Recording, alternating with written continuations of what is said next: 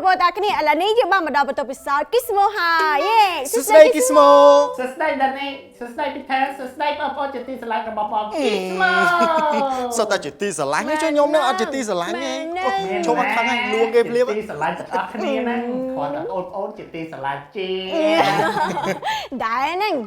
ម៉ែឲ្យពីតើដែរហ្នឹងដែរហ្នឹងខ្ញុំអត់ដឹងអត់សុខចិត្តទេ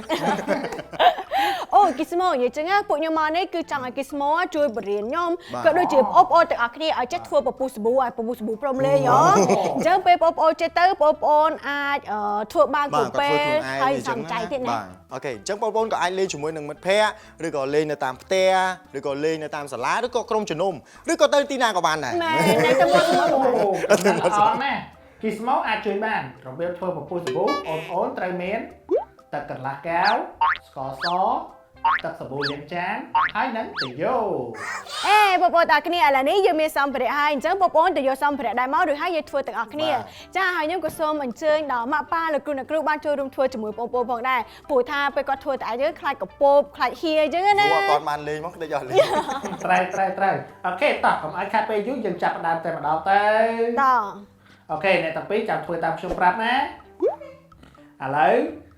យើងត្រូវមានទឹកកន្លះកែវបន្ទាប់មកយើងដាក់ស្ករ4ស្លាបព្រាចូល4ស្លាបព្រាស្ករស4ស្លាបព្រា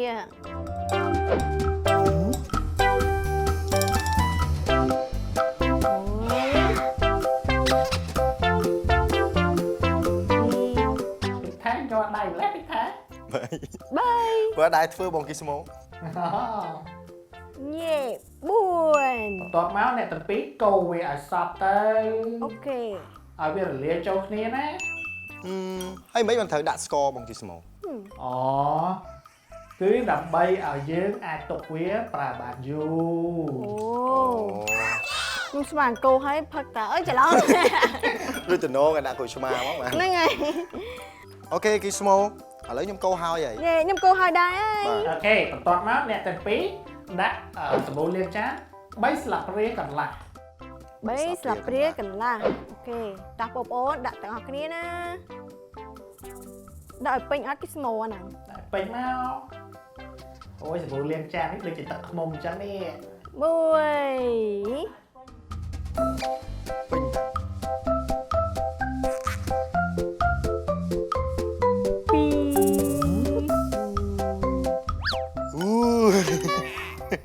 តបមកកោវាមក3កុំច្រឡំថាផឹកណាបងប្អូនញ៉ាត់ពុល3កន្លះអីកោឲ្យតមិនទៅ Gizmo កោវាឲ្យសាប់ចូលគ្នាដូចមិនមក